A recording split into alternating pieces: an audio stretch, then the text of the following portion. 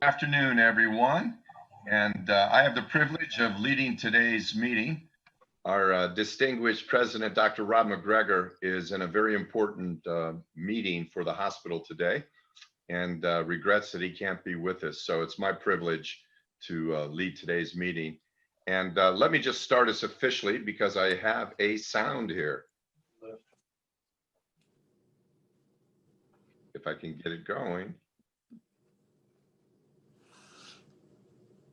Well, it worked a second ago. There we go. Okay, I'd like to call Marcia Holcomb to lead us in our invocation. Okay, good afternoon. Today, I bring you a message of positivism based on an article from our district newsletter earlier this year. The article features a virtual presentation to the Rocky River Sunrise Rotary Club by a Metro General Psychologist, Dr. Robert Smith. Perhaps some of you also were struck by this article. Dr. Smith points out that there are only 4 absolutes in life. One is that it is our nature to age. The second, it is our nature to become sick as our bodies are frail. Third, it is in our nature to die. And fourth, it is our nature that everything we care about will change and eventually go away. The question becomes, what are we going to do with the time between each of these 4 events? Dr. Smith suggests a process of mindfulness, living in the moment with no judgment, using all your senses to experience what is happening right now. Enjoy family, friends, and the things that make you feel good every day. In the process, learn, but don't worry about past events, which can't be changed. Plan for, but don't worry about the future. Instead, live to enjoy the present moment. Certainly a positive message for all of us during these uncertain times. I'll conclude with the Serenity Prayer, so please bow your heads. God, grant me the serenity to accept the things I cannot change, the courage to change the things I can, and the wisdom to know the difference. Amen. Thank you, Marcia. And mindfulness is really a great word for us here and now and moving forward. And with that, I'd like to lead us into our Pledge of Allegiance. And if you don't mind, I'm going to stand while I do that. And feel free if you want to stand or sit to do that on your end. So join me, if you would, in our Pledge of Allegiance. I pledge allegiance to the flag of the United States of America and to the republic for which it stands, one nation under God, indivisible, with liberty and justice for all. And now for our 4-way test. Is it the truth? Is it fair to all concerned? Will it build goodwill and better friendships? Will it be beneficial to all concerned? And Connor, I'll pass it over to you, my dear brother. Absolutely. Just going to look through the list here, see if we have any guests today. I know I've got 2 guests here today. One of them happens to be our esteemed guest speaker, Dr. Tim Collins from Walsh University. Dr. Collins, so thrilled you could be here to join us. I know we had you scheduled to come out. Yeah, swords up. I know we had you scheduled to come out really right when the coronavirus pandemic hit. And so I'm glad we could at least get you set up in this virtual environment. I know our club's very excited to hear you speak. And then, of course, we have Walsh's Director of Development, Dan Passerini, on the call with us as well here today, too. So I know both of them as guests, excited to have them here. Are there any guests I am not seeing as I look through the chat room here, or does anyone have a guest? I have a guest. So Megan Olson from Howard Hanna is interested in our club, and she wanted to Zoom into our meeting today because so if she wanted to unmute herself and say a few words, that would be great. Megan. Hi, sorry, I don't have video, but yes, I worked for the Summit County Board of Developmental Disabilities for about 5 years, and before that worked for APSE, guardianship agency, worked for REM, worked for adult developmental services. So I've been in the Stark Summit County area my whole career. Wanted to stay home with my daughter and homeschool, so I needed something more flexible. So that's how I started in real estate. but I thought this would be a good fit for me based on your core values and as we talked about, you know, your support of the Rotary Club or of the camp. Thank you, Megan. Anyone else that we're missing here as a guest today? Want to make sure we recognize everyone. But as far as I'm seeing, that should do it, I believe, Steve. Thank you, Connor, and welcome, Megan, and hope you enjoy yourself today. I wanted to take the time just to briefly speak about our lotto. We're not having a lotto today, and David Hall has been really busy behind the scenes in seeing how we can put together an efficient way to work with the lotto. And so I know he's working on a questionnaire and a survey as to how we might best be able to do that as a club. And because we are remote and going through Zoom, it's not the easiest of conundrums, as it were, to solve. So stay tuned. We've got more information coming your way. And in the spirit of our dear president, Dr. McGregor, he's been doing an icebreaker over the last number of weeks. And I thought I would continue on with that.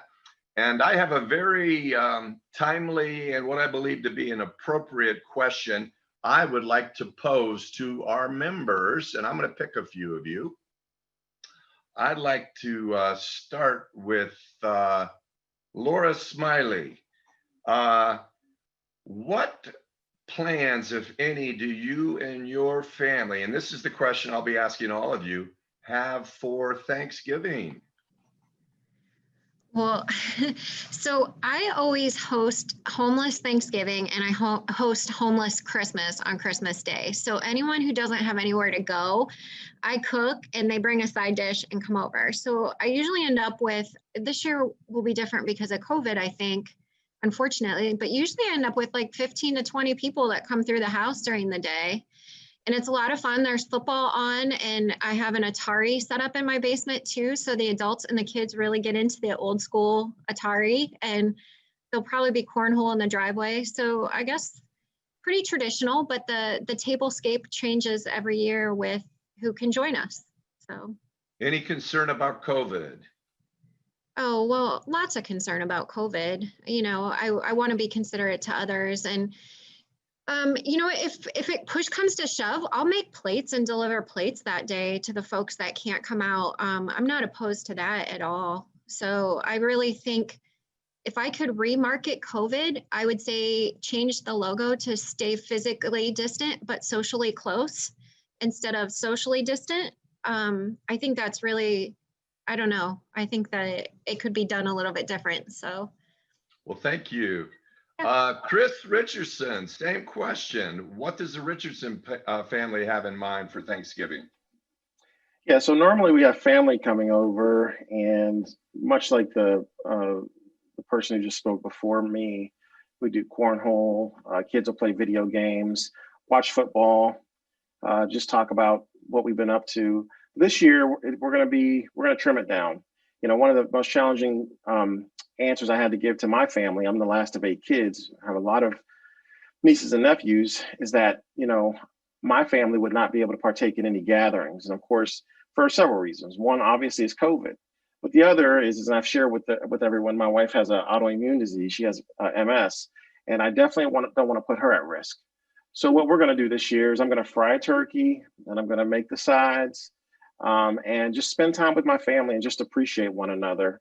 And, you know, if it comes down to, you know, doing a Zoom family time where me and my siblings can get on Zoom and just chat it up, we'll do that. So thank you for the question.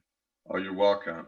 How about our wonderful John Daly as to what might be happening in your world for Thanksgiving?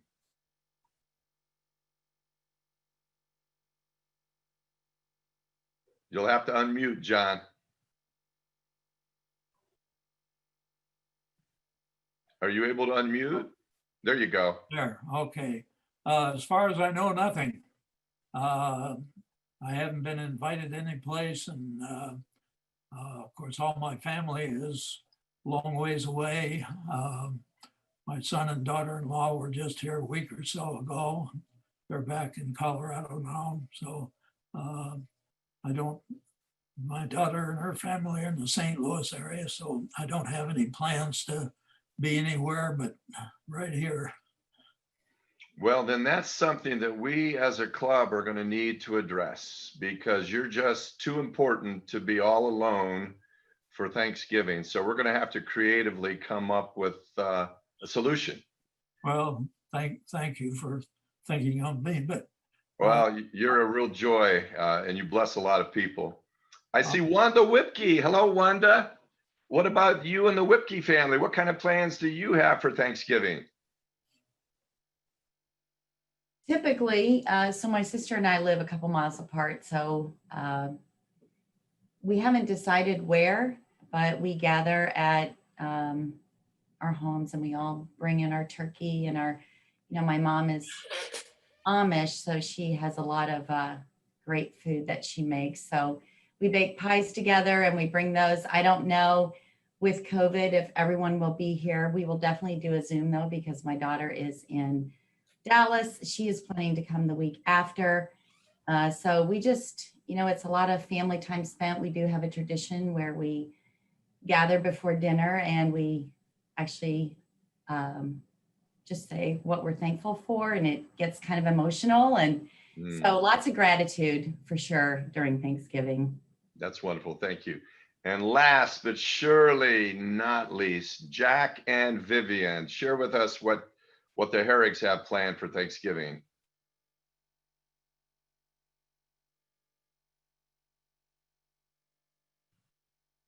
You're still muted. There you go. Okay, there we go. Well, we're facing the same challenge that Wanda's facing. Our daughter-in-law is from an Amish family, and they have their first home, and she was planning a big family gathering with 12 or more people, and we're struggling as to the wisdom of that, and do we forego popovers and how we do it. But we're all going to still love each other and be thinking of all of our friends. Wow. Well, thank you. And thank you everyone for sharing with us what your plans are. Now I have a question. Do we have any Rotary ambassadors in this last week? And Cheryl, if you see anybody, let me know. Herrig went to the Australian club, Freshwater Bay, last week, and they did not have a technical guy. They were talking about real live things and the things they were doing. And it was just a great meeting. And also along the Australian line, we got email a couple of days ago from Chloe, who was a counselor at the Akron Rotary Camp a year ago, almost 2 years ago now. And she had taken a job in the Outback, working on a sheep ranch, and she's re-upped for a second year. Fascinating. Wow. And Susan, did I see your hand? You have to unmute, dear.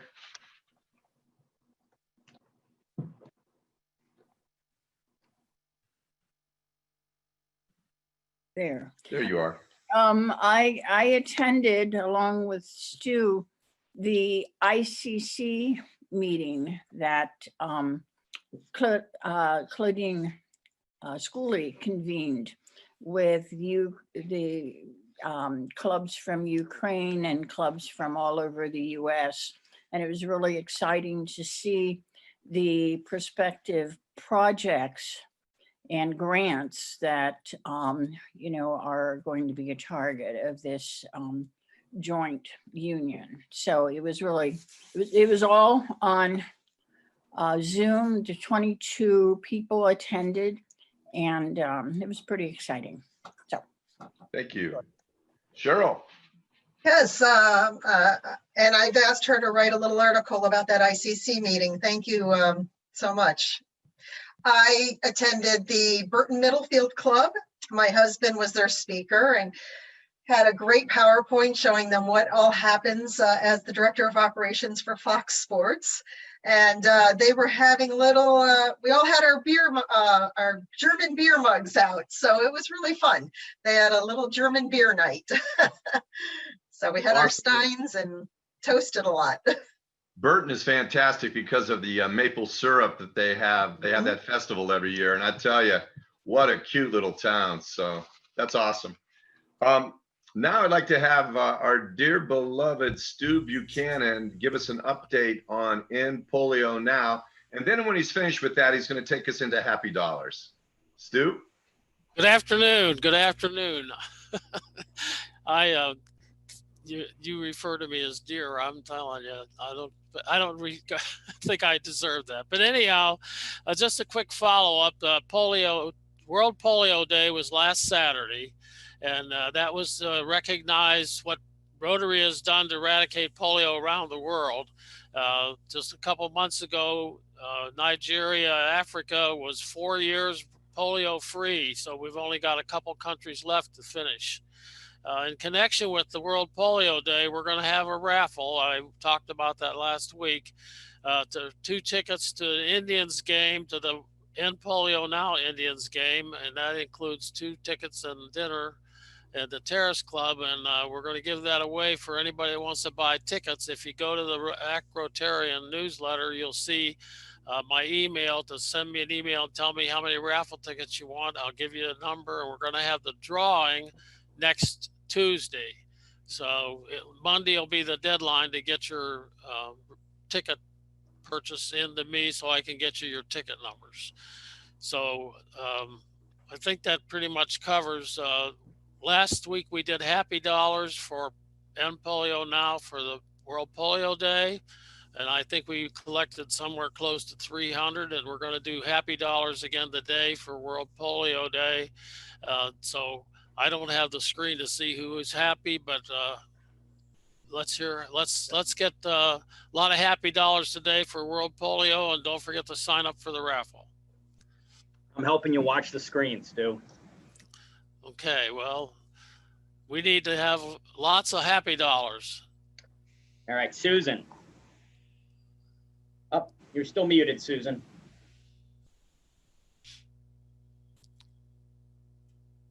I'll pledge 10 Happy Dollars because Cheryl reminded me that we haven't celebrated Oktoberfest yet. And we celebrated Steve's birthday and our son David's birthday, but this sounds like, yes, we need to hurry up before October's over.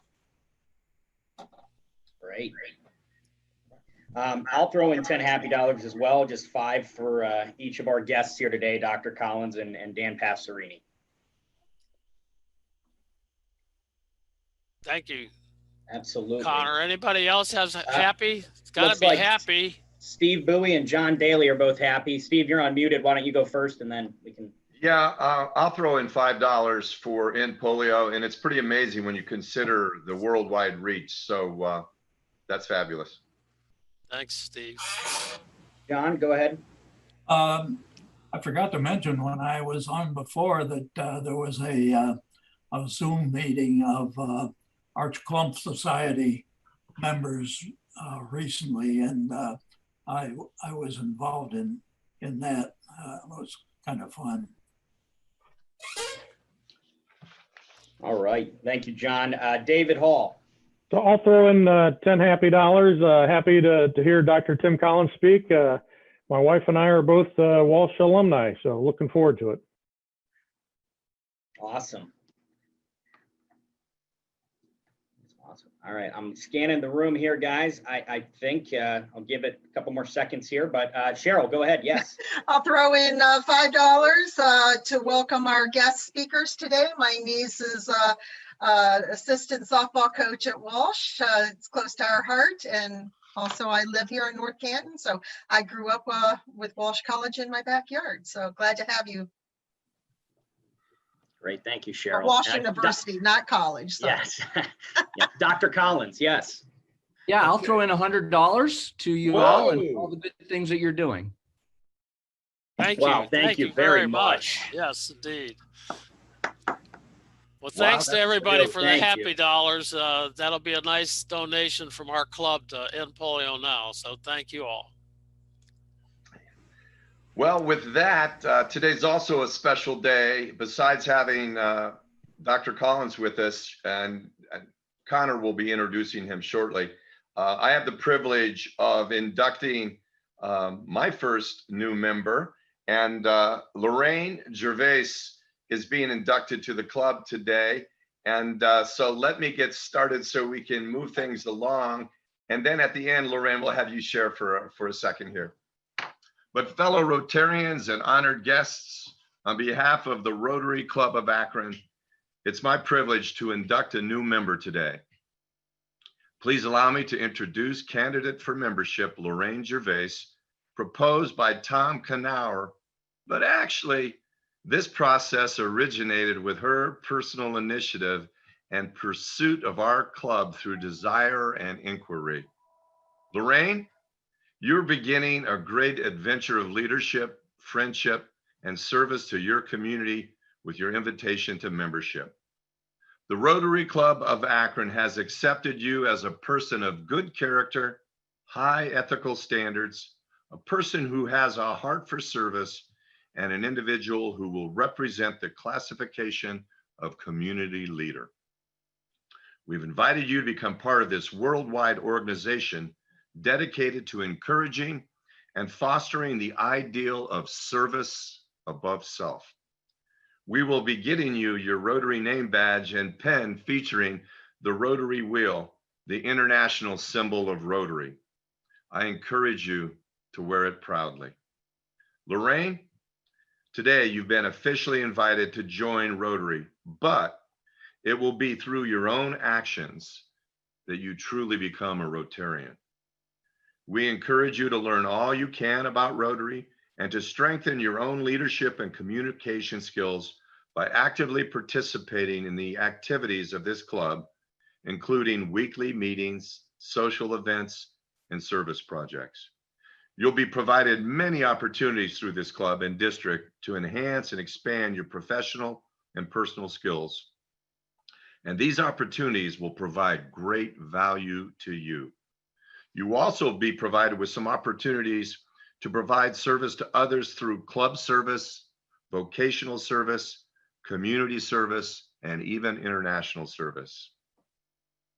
I invite you, fellow Rotarians, to freely give of your time to help make Lorraine feel welcome and to provide her with guidance and friendship. Fellow Rotarians, please help me welcome Lorraine Gervais, our club's and the world's newest Rotarian.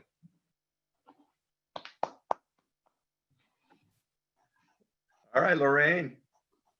Well, thank you. I am honored to be a part of this Rotary Club. I wasn't sure, to be honest with you, what it was all about when I reached out to Tom, but it is truly an honor.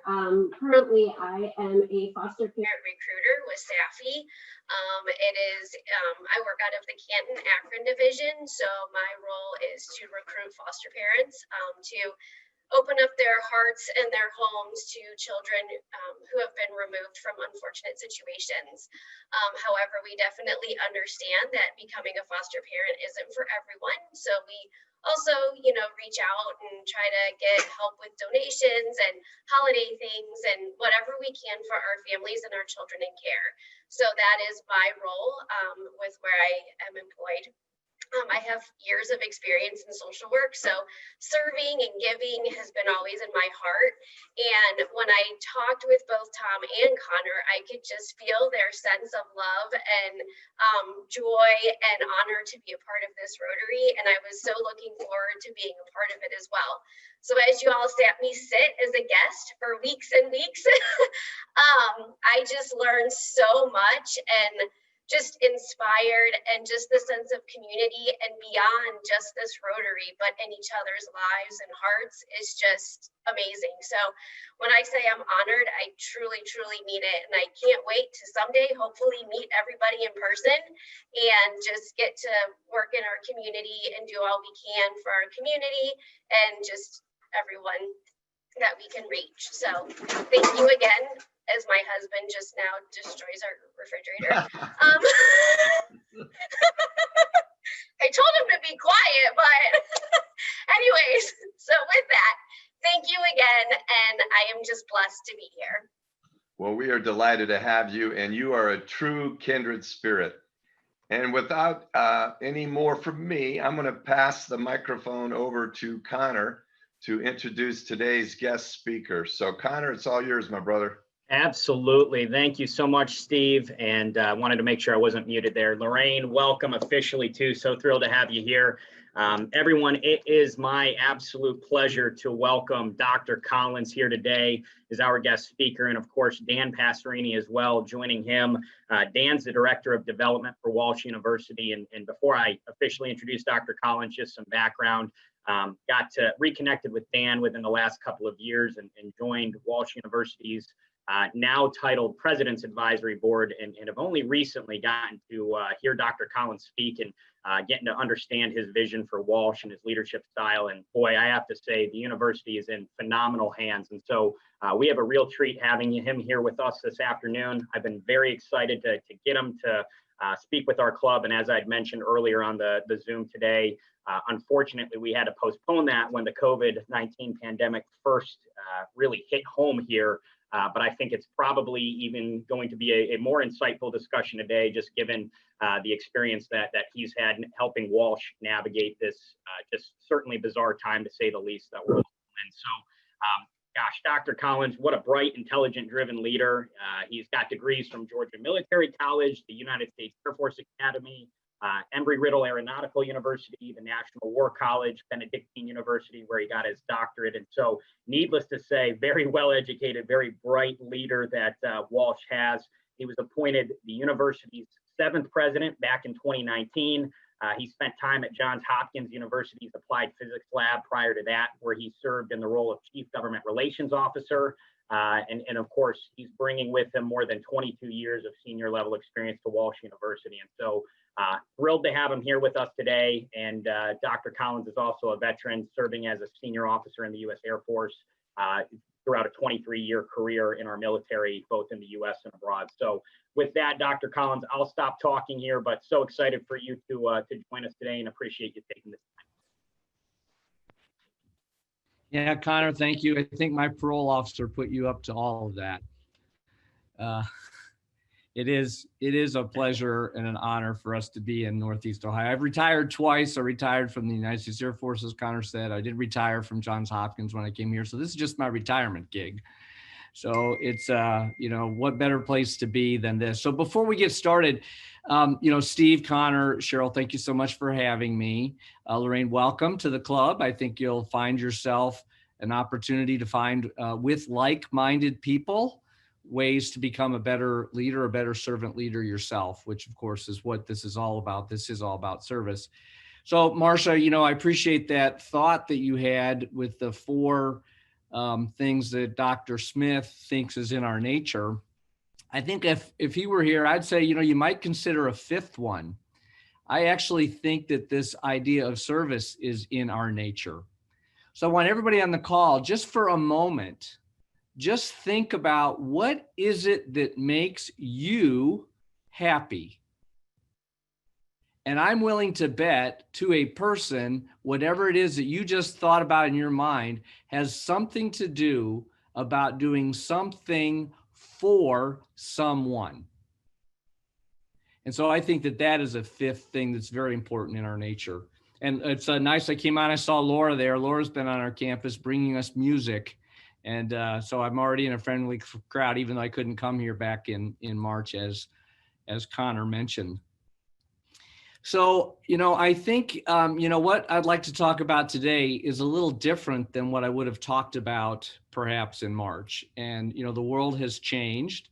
And so here at the noontime, T.S. Eliot reminds us, you know, let's take a still point in a turning world.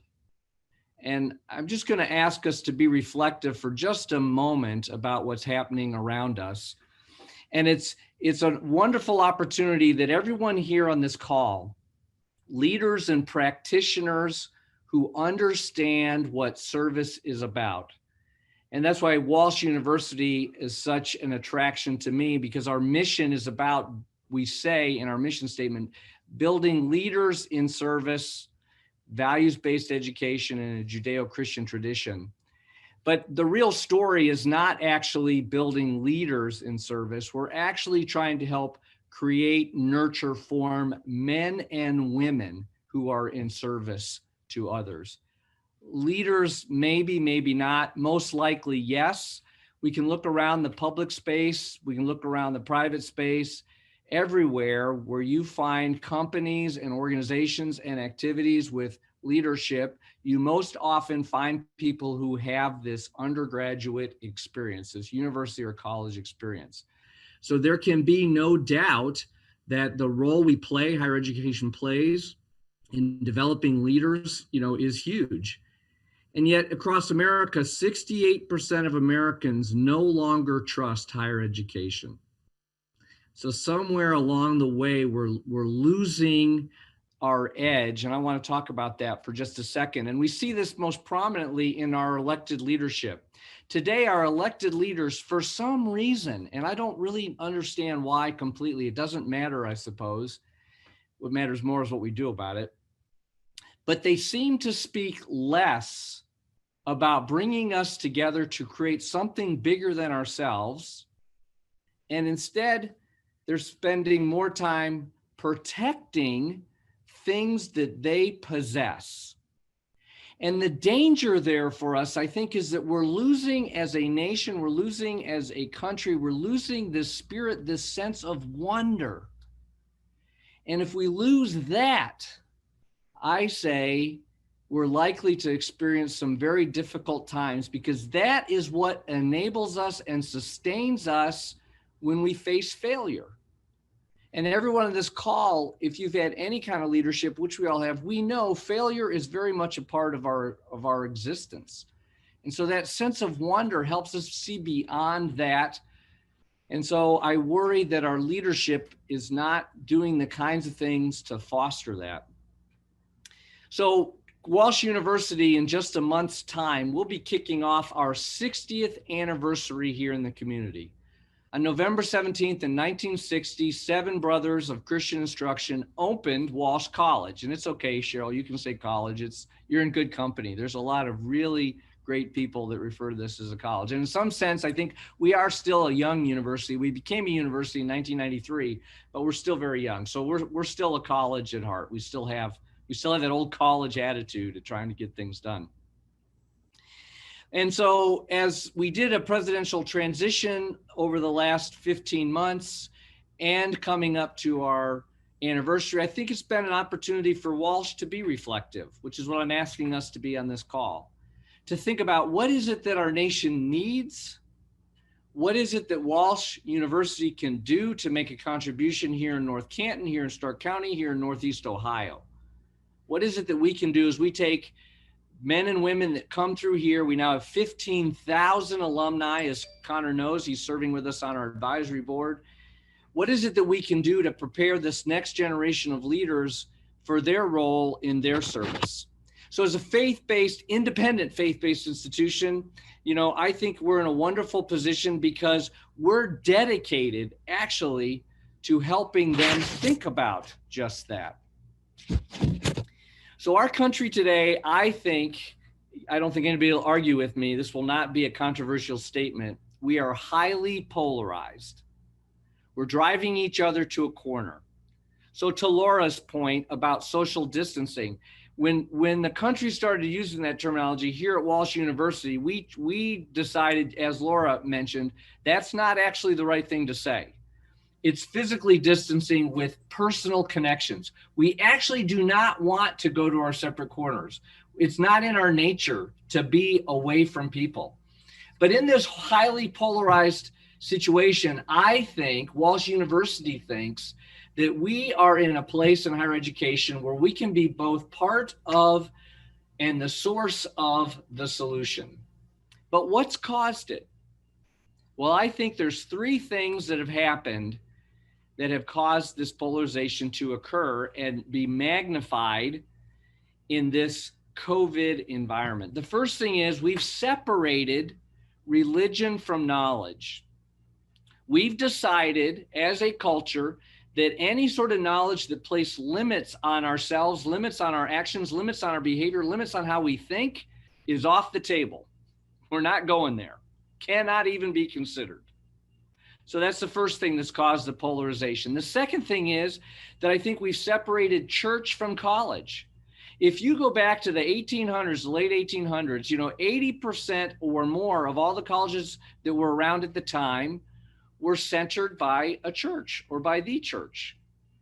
You go to 2001, less than 20%. And today, less than 10% of these 5,500 colleges and universities in this country have any sort of tethering to a church. So I think separating church from college is contributing to this, and which really leads us to the main reason I think is we've also decided, in addition to separating religion from knowledge, in addition to separating the church from college, we've decided we're going to separate spirituality from student life. And recall, I think that because the colleges and universities play a key role in developing leaders, student life really matters. Residential life really matters for the good of the country.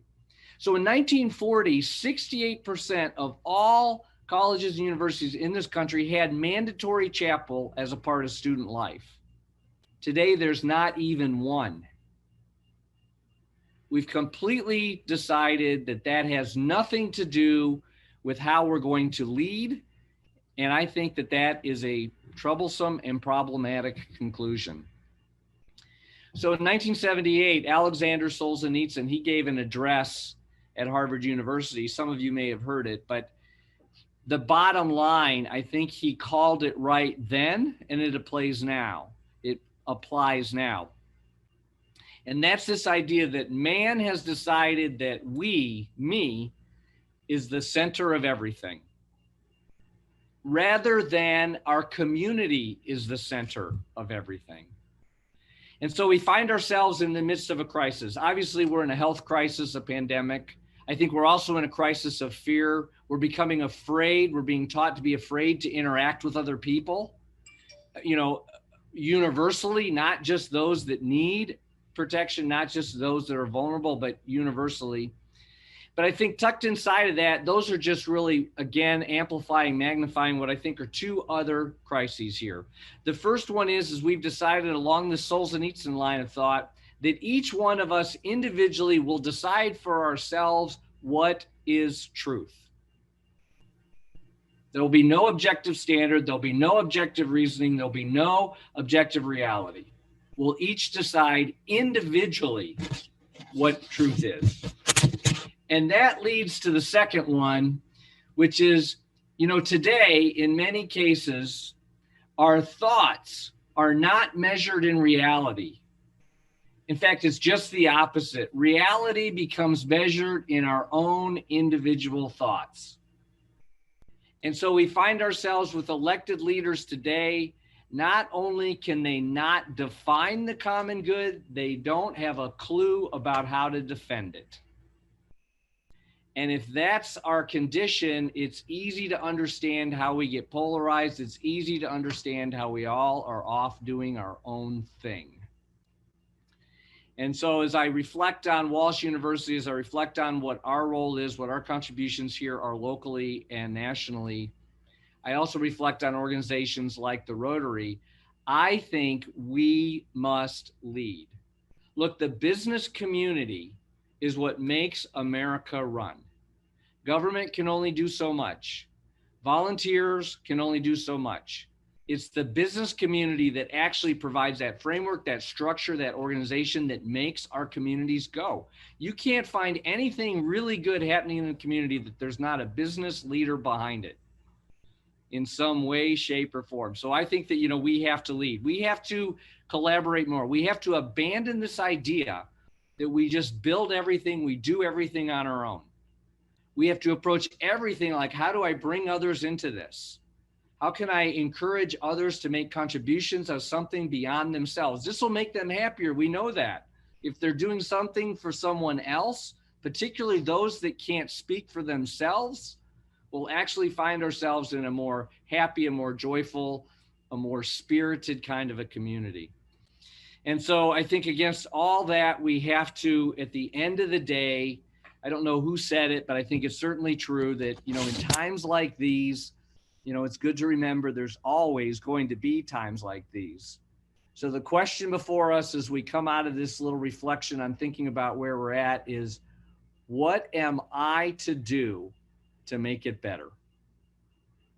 So I'm quite happy to take any questions. I think I lived within my allotted time. Connor will let me know if I didn't, but it's a joy to be with you. And I'm happy to talk about Walsh, talk about North Canton, talk about anything you all want to talk about, except for the things my parole officer says I can't talk about. And I'll just know to avoid those topics. Yeah, absolutely. Steve, I know you wanted to say a couple of words, but yeah, Dr. Collins, no, you've got plenty of time left. We run until 1 o'clock. We do, of course, I know you're very busy right now. Typically, we do keep the call open for an overflow of questions for about 10, 15 minutes. But if you're unable to do that, no worries. And we'll still keep it open for the group. But we've got plenty of time here to field some questions and for further discussion, and kind of like the open architecture format of your presentation there. So we appreciate it. Steve, though, before I'm gonna run right into the questions because I think that's most appropriate.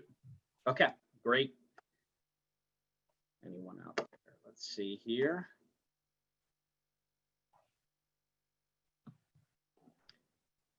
I think Lorraine should have the first question as our newest Rotarian. Oh, Lorianne. Is it Lorianne? I'm sorry. I think I said that wrong. No, you said it right the first time. Lorraine. Lorraine. I don't have any question. I love you. Thank you. I guess Dr. can't answer any. Dr. Collins, I guess just for general interest for the group as well too. Obviously not the focus directly of discussion today, but I'm sure some of the membership would be interested in hearing just how, at maybe a high level, Walsh has navigated some of the COVID-19 pandemic. And, you know, we might have more insight in the Akron area as far as what's happened on Akron and Kent's campus. But one of my goals has always been, how can we make Walsh have a more profound presence throughout the greater Akron community? So I think that'd be insightful for the membership.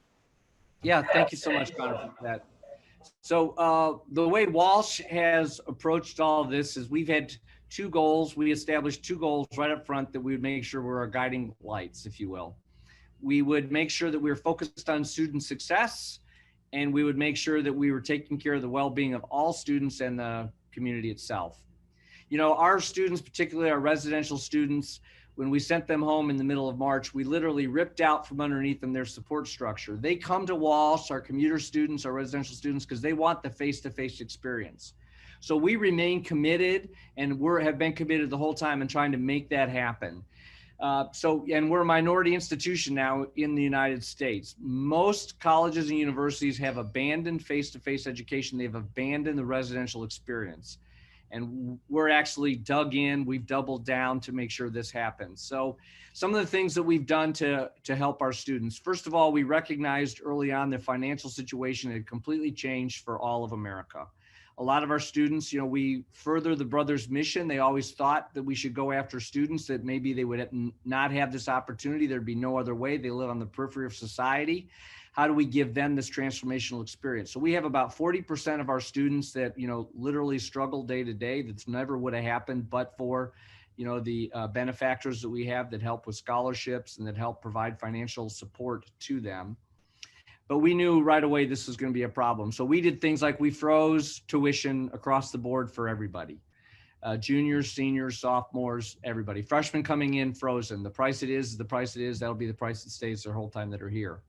We also realized that we'd have some students that maybe as this unfolded, they would be skeptical about whether or not they should continue their education. They might not, in March, April, May, June, we said, well, you know what, they may want to come back, but there may be just something that, you know, holds them from coming back. So what can we do to create more flexibility for the students? So we threw out the semester system.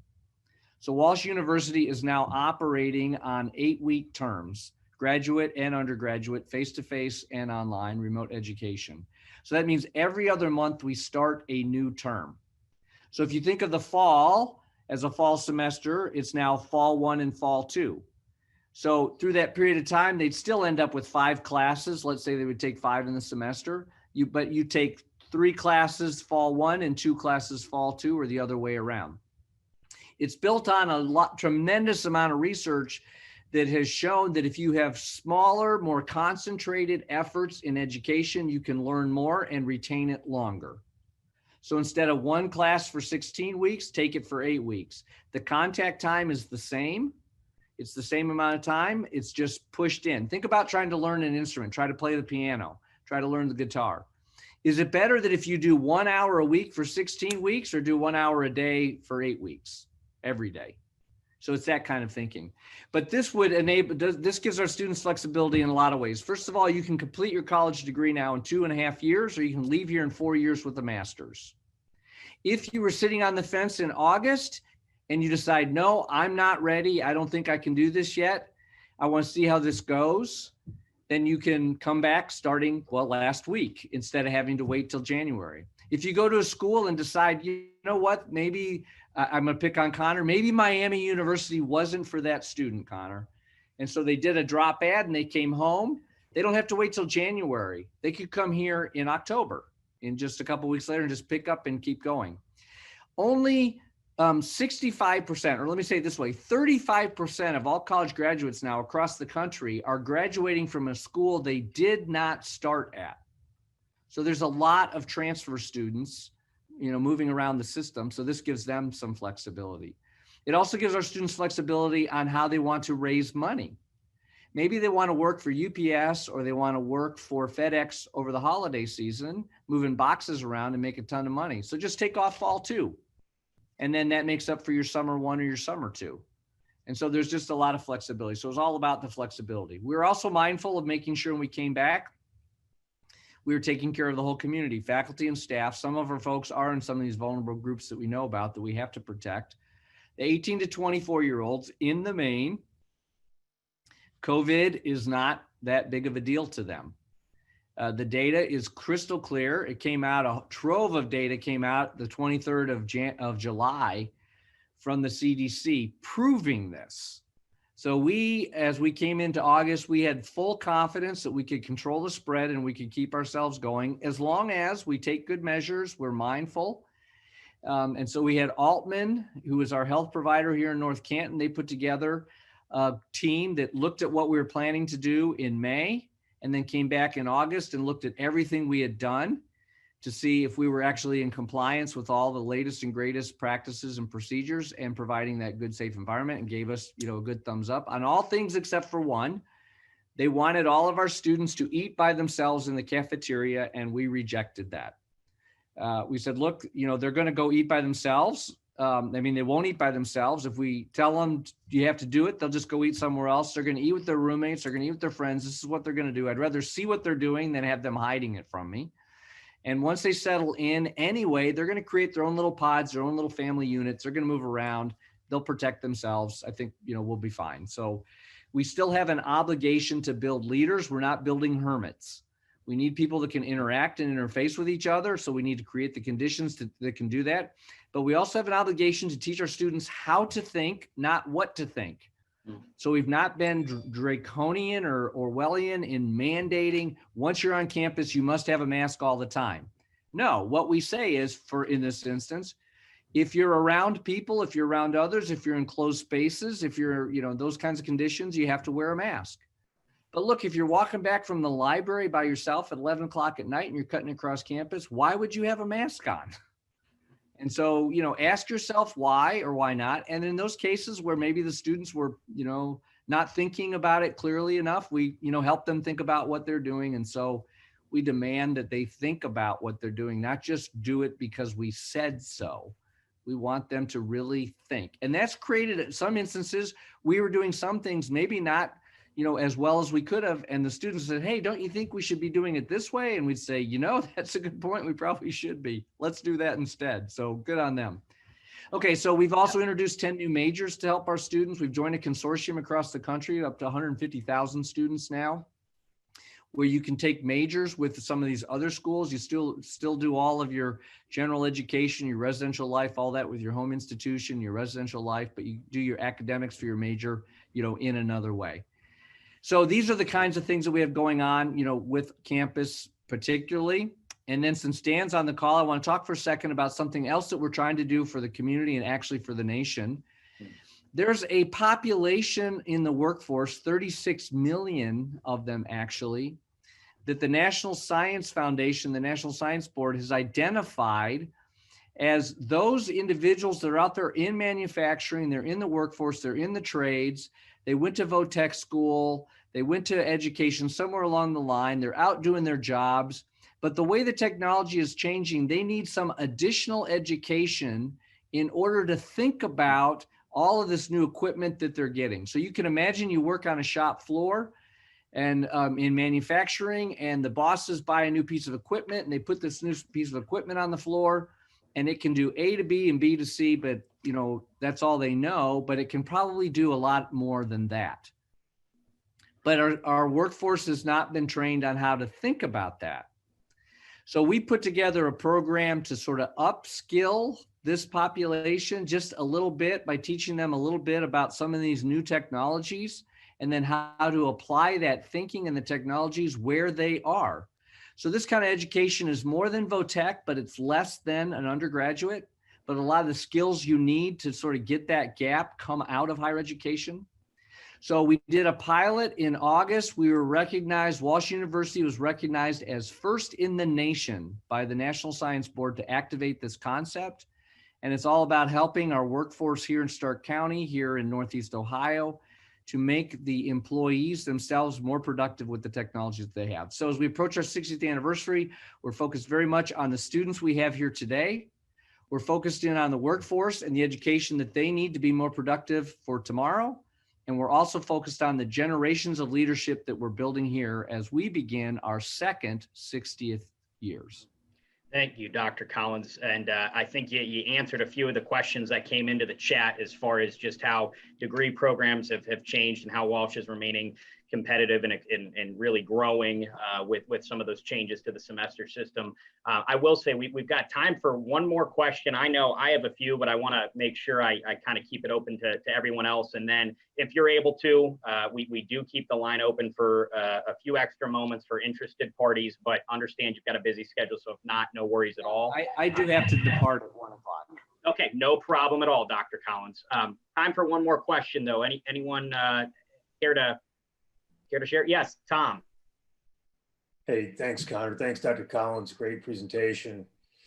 I think a lot of us are observing, whether it's in the news or just through actual observation, there seems to be some issues related to higher education where there seems to be less acceptance of divergent opinions, and that it seems to me to be counter to what higher education should be. How do you feel about that? And how do you handle when you have maybe groups of people on campus that are maybe at odds with each other? Do you encourage interaction, or do you allow people to have their safe space, or what? It seems to me that almost seems counterintuitive in the world of education. Yeah, Tom, thank you for the question. You're too kind. I don't think it seems to be that way. I think it is that way. I think Americans have picked up on that, and that's why 7 out of 10, don't trust us anymore, are skeptical, because, higher education has always held a privileged place in society. And that's because it's always been about trying to find the best answer, trying to find truth, trying to seek the best path.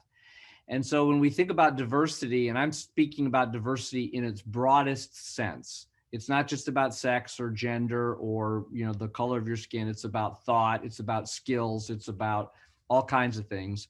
We must be a place that models how to do this. And so higher education has an obligation, I think, to bring to the campus 2 sides of an issue, 3 sides of an issue, and let's talk it out and let's do it in a public way and let's help the community understand what to do. You know, we had in line to do a program here at Walsh coming up to the general election. We were going to take the top 3 issues that came out of the conventions and once a month or every 3 weeks host a forum here, offering both sides what the 2 views were, just as a factual point of reference so that the electorate, our citizens, can be more informed to do their job. You know, Madison told us in the Federalist Papers that without an educated electorate, you know, this whole test, this whole structure, this whole experiment is doomed for failure. We have to know what we're doing if we're going to give the people the power to vote. So here at Walsh University, you know, our intellectual life, it's not as vibrant as it should be. I'll just say that honestly. That's my observation. I haven't been here that long. I don't think we're really wrestling with the toughest topics. I don't think that we're all being as open as we could be, but you know, we're all in our culture at the same time as we're trying to shape our culture. So we bring to campus some of these views that are running around the country, and we're trying to find a way to deal with that. But we absolutely must allow all voices to be heard. That is the truest sense of what we in academics, you know, call academic freedom. You know, if you go to a government school or you ask most faculty members, they'll tell you that academic freedom arises out of the freedom of the individual. I can say what I want, I can do what I want, you can't say anything about that. That's not the Catholic view, Tom. The Catholic view is academic freedom arises out of the search for truth. So we have to have all voices heard. We must have everybody that has to be able to say their piece and understand it and think about it. We have this wonderful gift of reason, unlike any other animal running around on the face of the earth. So how we develop that, how we form that, how we use that for the betterment of all is really important.